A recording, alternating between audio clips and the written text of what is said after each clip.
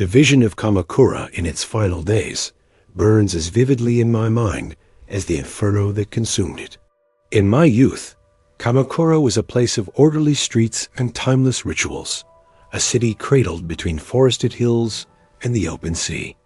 I remember the temple bells ringing at dawn, a calm rhythm that once made me feel the world was stable and eternal. I grew up under the Hōjō regency's rule, serving as a retainer to a minor lord. My earliest memories are of watching armored men drilling with spears in perfect discipline. As a boy, I idolized them, fearless warriors who had never known defeat within our city walls. By the time I earned my 2 swords, Kamakura had stood as the samurai capital for 1.5 centuries. I took pride in our city's order. The streets were lined with the homes of fellow warriors and the wooden shops of artisans. Children laughed under the cherry trees along Wakamiya-ji, the grand avenue leading to the Hachiman Shrine. There was an atmosphere of confidence and normalcy. Even as rumors of distant wars reached us, we felt sheltered, both by the might of our armies and by the very land itself. After all, Kamakura was protected on 3 sides by steep hills. Only narrow, winding roads, called the 7 entrances, cut through them, and each pass was heavily guarded.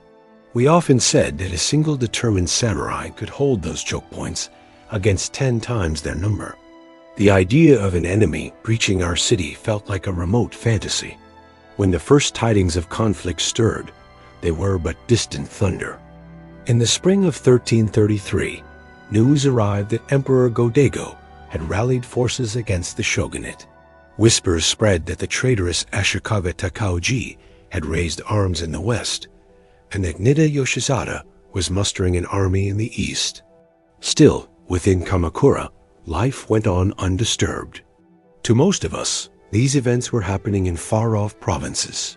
Surely, we told ourselves, no army could make it past our mountain passes. I sharpened my sword and tended my horse as a matter of routine duty, not truly believing I would use them in earnest. Yet a seed of unease was planted. I recall an evening in early May, lighting incense at my family's shrine, when a sickly wind blew out the flame. A bad omen, I thought. I couldn't shake the feeling that something was coming. Within days, that distant thunder became a storm at our gates. Our armies had marched out to confront Yoshisada's rebels, but then bedraggled survivors came rushing back with dire reports. I was on duty at a watchtower when I saw the first signs, plumes of dust on the horizon from thousands of feet. Riders galloped in through the Kawasaka Pass, armor-stained and faces stricken. They shouted that the imperial loyalists were advancing fast, advancing toward Kamakura. The city mobilized. Temple bells clanged urgently, and drums signaled all able samurai to muster. I remember running to my post, heart pounding. Citizens who had never seen battle hurried to shutter their homes. The clouds over the western hills turned an ominous red that evening, as if reflecting the blood that had already been spilled. At dawn the next day, Kamakura awoke to the sound of war horns. The enemy had arrived. From the hilltops, we saw their banners fluttering at 3 of the main mountain passes, completely encircling us on the landward side. I will never forget the sight. Columns of armored warriors, their spears and banners bristling along the ridges, slowly advancing. As the alarm spread, I joined my unit at the western gate near Gokuraku-ji. We braced ourselves behind sharpened stakes and wooden shields. Below us, the first wave of imperial soldiers surged up the narrow road, letting out a fearsome yell that echoed off the cliffs. They crashed into our barricades with a force that made the timbers shudder. What followed was a blur of chaos and adrenaline. Arrows darkened the sky. We answered in kind, our archers loosing volley after volley, cutting down men who tumbled back into those behind them. Soon the enemy was at the barricade, hacking with swords and axes. A spear tip thrust through a gap, nearly skewering my foot. I jumped back, then countered with my own spear, stabbing a man climbing over the rampart. Blood sprayed my arms. A hot metallic smell hit my nose. The clash of steel, the screams of men, the battle cries, it all became a horrific symphony that drowned out thought. Yet amidst that terror, I felt oddly alive, driven by instinct and duty. We pushed them back. When their lines broke and they retreated, a roar of triumph rose from our throats. We held.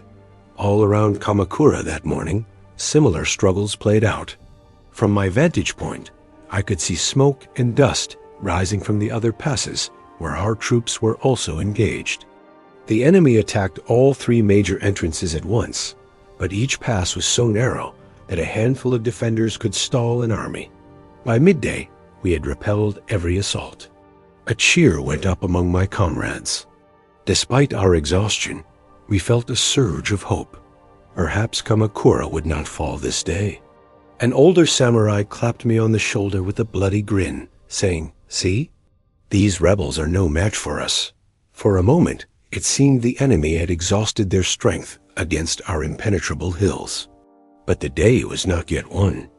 Our foes regrouped, and by afternoon, their horns sounded again. Yoshisada was determined and cunning. Fresh waves of warriors came howling up the paths, scrambling over the bodies of those who had fallen earlier. We fought off one charge, then another. The passes became slaughter grounds. With each assault, our lines grew thinner, our arms heavier. Sweat stung my eyes. My muscles burned. Still, we held the choke points. I remember thinking that surely the invaders must break and flee soon. It was then, as daylight waned, that fate intervened. A messenger came sprinting from the coastline, eyes wide with dread. He shouted, "From the sea! They're coming from the sea!" Bewilderment rippled through our ranks. The sea? Kamakura's seaward side was supposed to be secure. But as I peered toward the west, my heart dropped.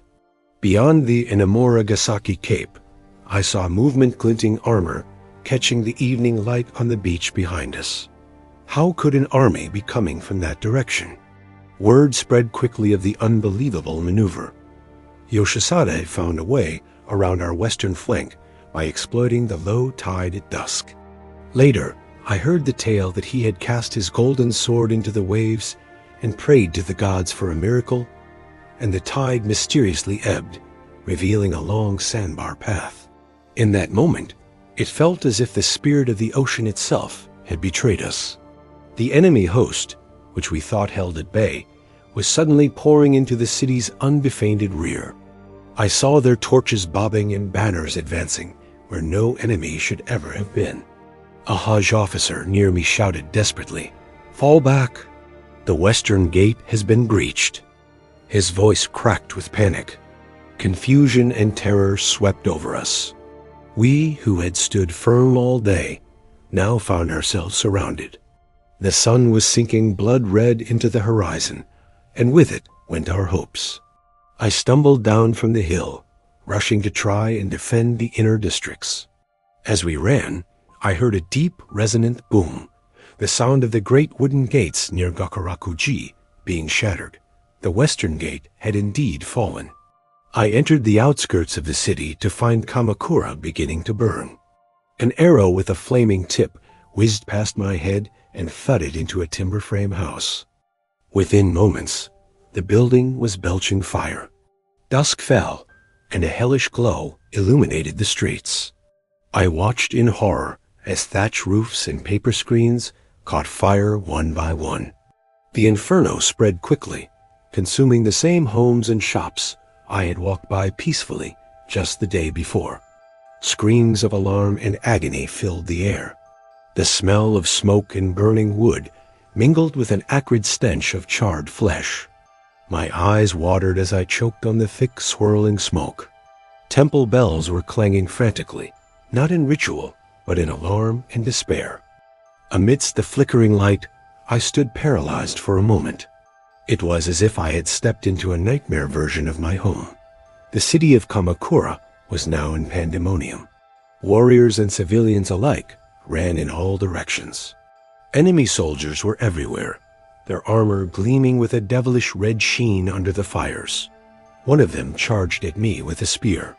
I barely parried with my sword, the force jarring my arms.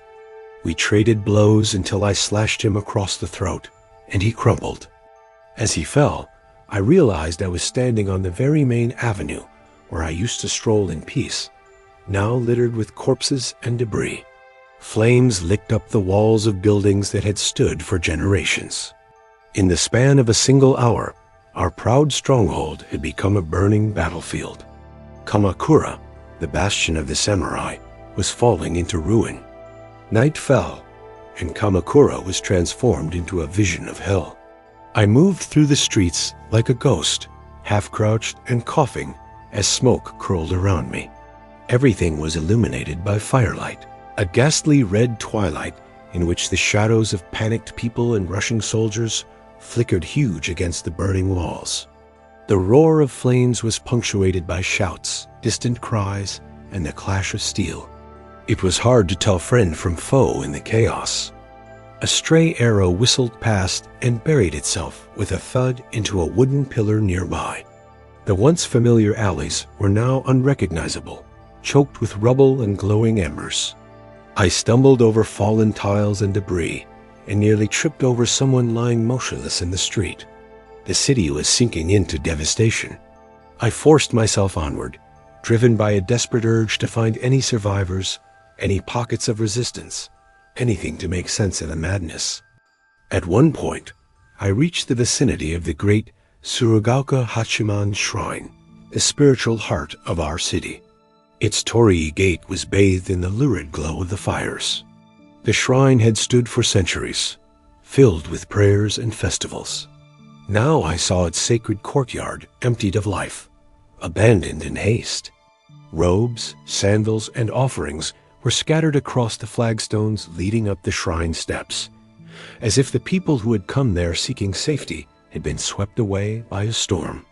I froze at the sight. A young acolyte's wooden ima, a small prayer plaque, lay on the ground, half-charred yet still bearing a few ink strokes. The irony crushed me. Not even the gods had intervened to spare this holy place. I whispered a shaky prayer under my breath, to Hachiman, to anyone listening, begging forgiveness that we had failed to defend the city. My plea was answered only by the crackling of burning cedar pillars and the distant cry of an injured horse. Through the chaos, a single thought began to guide me. Shōjō. That was the Haji family temple, nestled in a narrow valley at the city's edge. It was our clan's last refuge, our final fallback point. If any organized defense or evacuation was happening, it would be there. My lord and the Hōjō leaders would surely gather at Shōjō with their remaining loyal warriors. Clutching that hope, I summoned what courage I had left and pushed my way through winding streets toward the temple. The journey felt endless, each step a trial. I passed scenes that will haunt me forever. An old man kneeling beside someone he loved, rocking and weeping amidst the embers. A frantic mother calling a child's name into the smoke. A cluster of my fellow samurai making a last stand under a crumbling gate. Their banner with the Hōjō triple triangle mon was still visible, even as their line grew thinner. I wanted to help them, but a wall of flames separated us, and I was half dragged onward by another retainer who cried, "There's no saving them. To the temple, hurry." When I finally neared Shōjō, the night sky above, it was already aglow. This valley, usually so tranquil with its mossy stones and curling ferns, had become the stage for our dynasty's final act. The temple complex loomed ahead through a haze of smoke. Its wooden halls and pagodas were silhouetted in flickering orange.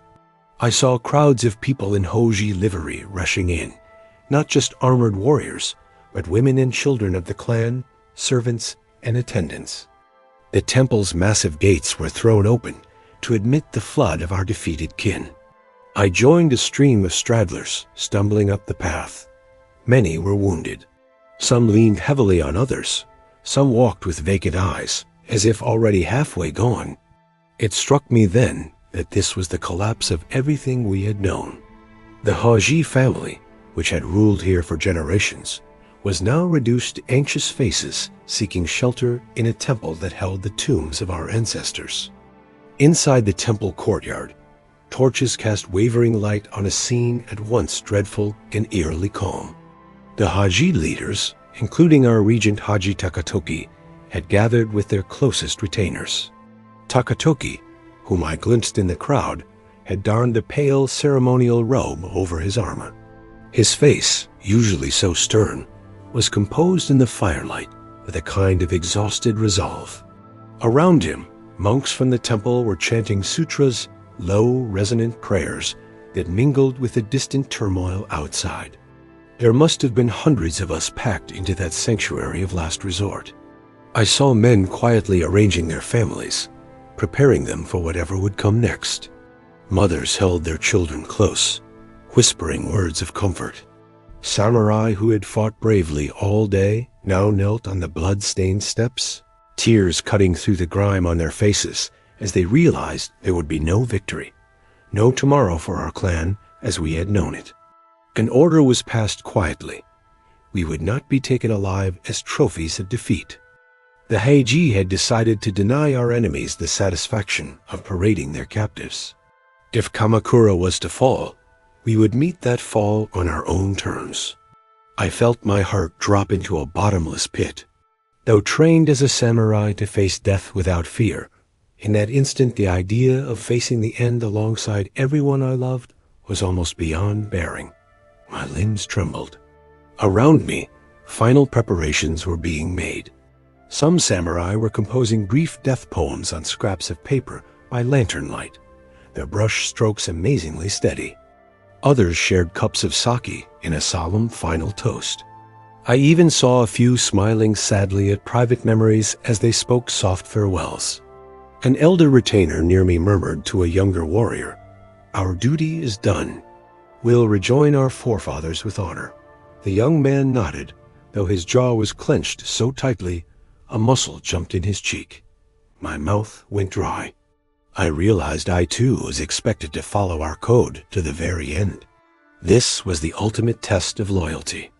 And yet, at that pivotal moment, a profound terror gripped me. My hands refused to stay steady as I reached for the small dagger at my belt. I was ashamed of the fear surging inside, but the shouts outside the temple, the heat of the flames creeping closer, and the sheer weight of that night had unraveled the iron resolve I thought I had. Around me, I heard the final prayers rising, voices calling out to Amida Buddha and to our ancestors, a chorus of farewell.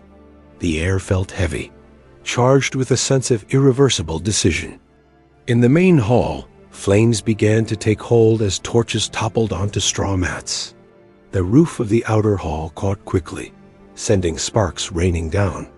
Monks continued chanting amidst it all, their voices remarkably steady as the Buddha statues glowed in the rising heat. I stood in the courtyard, paralyzed by indecision. The fire was closing in, reflected in hundreds of blades now lying on the ground, their use decided.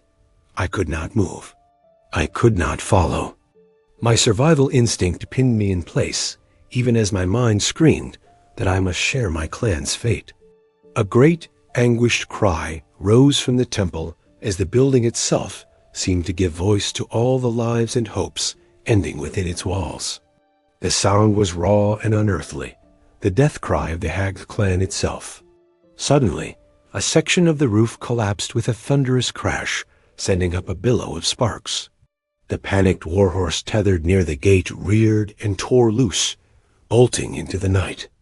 In that moment of confusion, a burning beam from the veranda fell between me and the inner sanctuary. The heat on my face was blistering. It was as if a fiery wall had erupted, pushing me back while sealing off those inside. I stumbled away, choking, as burning debris rained down. Through the inferno, I caught a final glimpse of figures within, silhouettes of my comrades, motionless in the glow. The sight will forever sear my soul. In that instant, something in me shattered. I let out a hoarse sound, part sob, part scream, and the heat drove me further backward, out through the main gate of Shōjō-ji, even as the temple became an all-consuming blaze behind me. The cool night air hit me as I stumbled out of the temple, alone. Above me, the sky was a hellish red, a reflection of my city burning to the ground. By some twist of fate, or perhaps cowardice, I was alive, spat out while my clan, my brothers, immolated themselves. The realization was a physical blow. I collapsed, vomiting from the smoke and the unbearable stress. My sword, my faithful companion, slipped from my grasp, its blade glinting in the firelight. I was alive, ... And that simple fact felt like a curse. A crushing shame washed over me. Why was I breathing when everyone I had served, everyone I loved, was gone? The silence that followed was heavy, broken only by the crackle of the inferno and the distant, fading cries of war. The enemy hadn't even bothered to come here, to this dead-end valley. They didn't need to. We had done their work for them. I was one of the last living witnesses to the end of my world. The rest of that night is a blur, a series of fragmented, nightmarish images. I remember wandering through the city in a daze as the fires slowly died, having consumed everything there was to burn. I passed the smoldering ruins of my own barracks, the place where I'd shared meals and laughter with my comrades, now just a blackened shell. In one street, I saw movement and my hand flew to my sword, but they were just civilians.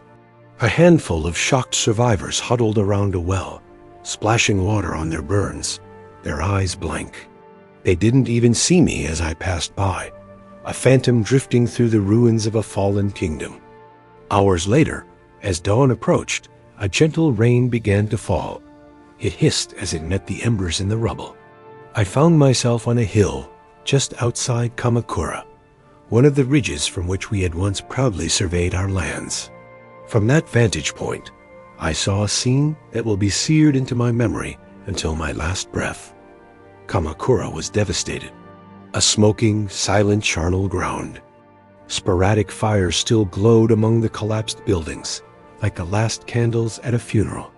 The roads, once bustling with life, were now carpeted with the dead. Our banners and the enemies lay together in the mud, soaked and stained. In the distance, the great statue of Buddha sat untouched, serenely peaceful amid the carnage. As the first cold, gray light of dawn broke, the full horror was revealed. We thought our city would stand forever, but in a single night it was reduced to ash. The Hōjō clan had ruled for 150 years. Their era ended in one final, terrible conflagration. Looking upon the desolation, the tears I had held back finally streamed down my soot-covered face. I wept for my family, my comrades, my lords, for the city I cherished. I remembered the sunlit mornings of my childhood, the scent of cherry blossoms, the laughter and festivals. All of it was gone, snuffed out like a candle in a storm. In that moment, I truly understood the fragility of everything we build. We samurai cling to honor and might, but even the strongest fortress can fall. The weight of survivors' guilt settled on me like a boulder. Why was I spared when so many better men had perished? Was I a coward for not following them into death? For years, those questions have haunted me every single day. For a time, I wished I had died on my sword. I wandered, broken, hoping an enemy soldier would find me and grant me the end I thought I deserved. But the Emperor's forces who entered the ruins at dawn paid no mind to ragged ghosts like me. So I survived. The world I knew was swept away. The Emperor's rule was brief, and soon, a new shogun from the Ashikaga clan rose, igniting new wars. I watched from the shadows, a relic of a bygone age. I could never serve another master after witnessing the fall of my own. I chose a life of solitude, wandering the country like a penitent monk, with only the memories of that night for company. I would occasionally return to the site of Kamakura. It was rebuilt, in parts, but it was never the same. The soul had been torn from it. I walked among the new houses, and felt only the presence of ghosts. On some evenings, I swear I could still hear the echoes of that dreadful night, the distant battle, the final peal of the temple bell, the cries from the flames. Now, so many years later, I am an old man, my hair white and thin, my warrior's body stooped. Only my nightmares remain young. They drag me back to that night, forcing me to run through the burning streets, forever searching for something I cannot save. And yet, through this suffering, I've found a strange kind of understanding. A monk once taught me a poem. All things are impermanent, like a flash of lightning or the morning dew. I never truly grasped its meaning until I saw an entire city vanish. Our pride, our codes, our lives, all just dew on the grass. There is a bitter sweetness to this insight. Bitter for the loss I carry, but sweet because surviving allowed me to see beyond the illusion of invincibility we once wore like armor. I have lived to see children laugh again in Kamakura as lanes, and to smell the plum blossoms each spring reminders that life in new forms continues. From those ashes, a new order arose. I came to accept that the world must change. Still, I remain a man caught between the living present and a haunted past. I spend my days writing, hoping my testimony might honor the dead and warn the living. The burning of Kamakura was more than the fall of a city. It was the death of an Eri. That night taught me the deepest lesson of a warrior. Glory is fleeting. I was not the bravest, but perhaps I was meant to survive, to remember. As I finish this account, the dusk light paints the sky in colors not unlike the fires of that long-ago night. I close my eyes and see Kamakura as it was, and then as it became. Both visions are true, and both are part of me. I find a somber peace in knowing I am a living tomb for those memories. The old Kamakura is gone forever, but as long as I live, it lives on in me. And I pray these words ensure its legacy endures. Let future generations know that from great horror, wisdom can emerge, and from the collapse of the old, the seeds of the new are sown. The flames that consumed my city also tempered my soul, and for that I am grateful. Grateful to have known its glory, and grateful to have witnessed its agony, for now I truly know the value of peace. Travelers today see only a quiet town by the sea, unaware of the tragedy buried in its soil. But I remember. I will always remember.